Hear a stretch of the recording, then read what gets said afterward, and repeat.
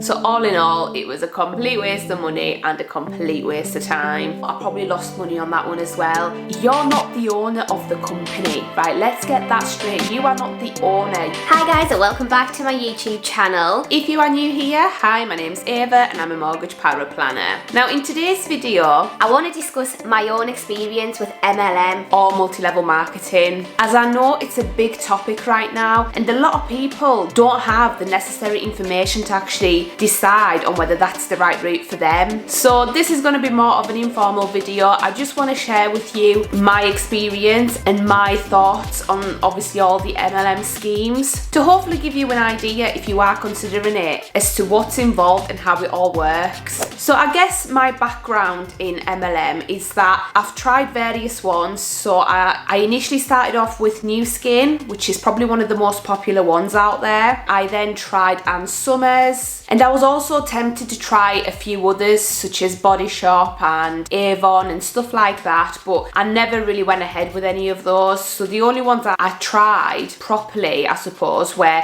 New Skin and Ann Summers. So in terms of kind of the money making side of things, I personally didn't make a lot of money, and I guess there's various reasons for that. With the New Skin one, I probably didn't try as hard as I could have tried, as that was years and years ago, and also I didn't truly believe in the products because to me they were expensive, and personally I'm the type of person that I can't sell something if I don't believe in it. With the products, even though obviously everybody was raving about the products, I personally only tried a handful of them because they were too expensive for me at that point. So ultimately with New Skin I ended up losing money, as you'd expect, because I bought some of the products to try to obviously be able to push them and whatnot, but I never ended up generating many sales. So all in all, it was a complete waste of money and a complete waste of time. Now Ann Summers was the more recent one that I did. I don't do it anymore because I just kind of fell out of love with it, and to be honest, the reason I did Ann Summers is because I personally like the products, but we're not going to go into that. It's not that type of video. The lingerie is really good, you know, it's decent quality. I wouldn't say it's the best, but it is okay, and you do get a discount on the product. So as an ambassador, you do end up getting a 25% discount on your own orders, or if you're ordering obviously for somebody else, that 25% you can either use that as a discount for them or get that 25% as commission. So I think that one worked a little bit better than New Skin, as I never truly understood the New Skin commission scheme, whereas with the Ann Summers one it was very much straightforward. You know, there was no hidden things, and also the delivery charge initially was a lot better because orders over a certain amount would qualify for free delivery. So that would then enable you to kind of push bigger orders on people and be like, well, if you spend, you know, a tenner more, you'll get free delivery. Whereas I know with New Skin, the delivery charge was like £6 per order, no matter kind of how much you were ordering. I don't know if that's the case now because, as I say, I've not been involved with New Skin for a number of years now, so it may have changed, but I always felt that delivery charge was always kind of a barrier for me because I wasn't generating enough sales to make big orders. So every little order would cost like £6, and you know, you can't ask somebody to pay a £6 delivery, so you'd kind of just absorb it a lot of the times, which just ate into your earnings. So with Ann Summers, I ended up making a little bit of money. To be honest, I never really added it all up in terms of what my, I guess, net profit was, because I did spend a lot of my own money on various things, especially raffles, and I know they're not allowed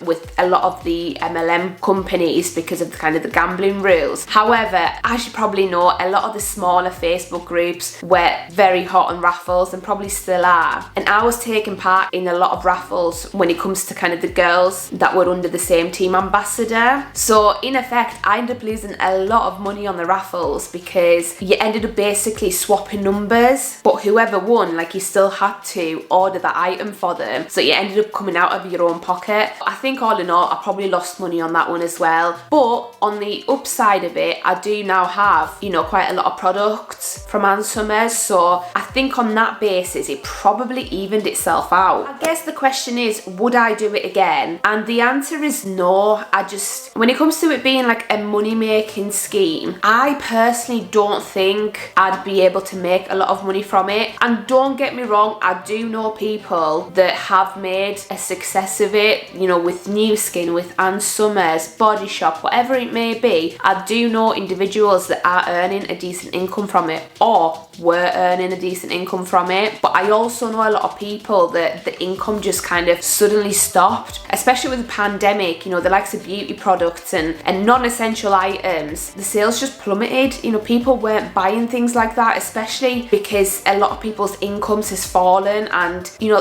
they're not going to buy non-essential items. But as I say, you know, I do know a lot of people who are successful multi-level marketers, but with that comes the fact that a lot of those people have people underneath them, which is obviously how this whole thing works. And the reason they're so successful is because they're the ones that get the cut from kind of your sales. So if you're able to build a team underneath you, then yeah, by all means, it's probably going to work out for you. However, I never really got to that stage. And as I said, in order to be, I guess, successful at it, you need to truly believe in the product. And I do feel like the market is very saturated now, and a lot of multi-level marketers get looked at with almost pity. People are annoyed by them now, so it's just not as enticing as I guess it used to be. So I guess that's another thing to consider if you are thinking about going into it. But the one thing, right, the one thing that really annoys me about, especially people who are recruiting for these things, and I'm guilty of it too, is the fact that the claim that you're going to be your own boss, that you're a girl boss, you know, all of this and that. For one, there are still rules that you have to follow when you are joining one of these schemes, right? That's for one. For two, you're not the owner of the company, right? Let's get that straight. You are not the owner. You are just a part of that company, just like you are with your employer, but you're not actually directly employed by them. You just earn commission. So yes, don't get me wrong, you know, you can do it whenever you want to do it. However, I would definitely not recommend quitting your full-time job to pursue MLM, because the chances are you're not going to make a lot of money from it. Yeah, you might make like 100 quid here and 100 quid there, but the only way you're going to make a lot of money is if you already have a massive following, if you already have a lot of people that trust your judgment and they trust what you're saying. But if you're just aiming to sell to family and friends, then yeah, your first 2 months might be great because, you know, it's new and it's exciting and you get all your friends and family to start buying stuff off you. But after that period, people will stop buying because they don't need to. They don't need to buy anymore. So they'll stop, and that's when your income just drops because you don't get paid if you don't earn. It's as simple as that. So it is definitely something that you need to bear in mind. Personally, I wouldn't go back into it. It's just not my type of thing anymore. I would purchase stuff from these people because I know how much it means to them. I know how much every single sale means to that person because of how much it meant to me when I was doing it. But at the same time, I know they're only getting a fraction of the money. The rest just goes back to that big national company, and it's the people at the top that end up profiting from it. But I guess it is easier if you kind of want to get a taste of what it's like to almost, I suppose, run your own business but not actually run your own business, because you don't have to get involved in the product creation. That's already created. You're just doing the marketing of that product. So you're trying it and you're selling it. So you're just a glorified salesperson. That is all you are on a commission only basis. But if you are truly passionate about owning your own business and running your own business, I would definitely urge you to actually try and create something from scratch, because not only are you more likely to stick to it when it's your own business and you're putting your own sweat, tears, money, everything into it, than you are sticking with an MLM company. But I understand a lot of people don't have the initial cash outlay that a lot of businesses require. But trust me, if you're truly passionate about something, you will find a way. And even if it's just planning it out, if you've got a really good idea, there's people out there that will invest in it. So don't give up. Get those plans together and practice pitching it to people. Practice pitching that to investors, and you never know what might come of it. Right, so I feel like I've rambled on quite a bit now and you're probably bored by now. So let's wrap this up and say that personally, I won't be going anywhere near MLM companies anymore. Yes, I've tried it. No, I didn't like it. But I would never kind of say to somebody, no, you shouldn't be doing it, no, it's bad, because I feel like it's one of those things that you have to try out for yourself. And as I said, there are people out there that are absolutely smashing it, but I don't feel like it's strong enough to be like a full-time job, especially if you're on your own and you don't have anything else to fall back on. So as a part-time opportunity, if you have the time to get involved in it and to remain consistent, it's definitely going to teach you some valuable skills, especially around kind of digital marketing, content creation, stuff like that. And also it'll probably work magic on your confidence, because kind of video stuff is huge right now. So if you're somebody who's always wanted to try video but has never done it, having a group of friends where you share the product and whatnot, that is your best platform to start doing live videos or just normal videos to explain the product, as it engages people a lot more than just a Facebook post or a few pictures.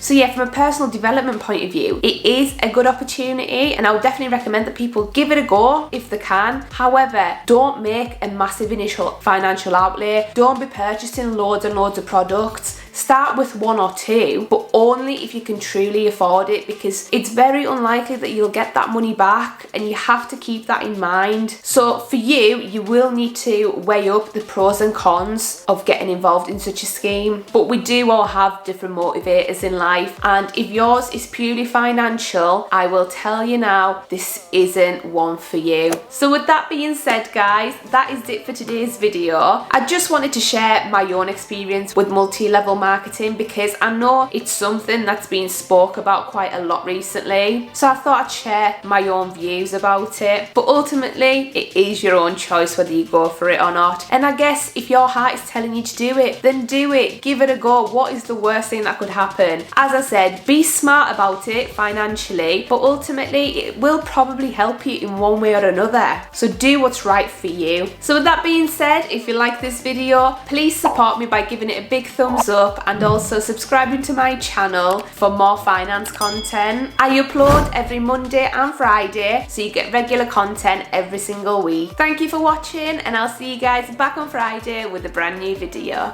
Bye guys.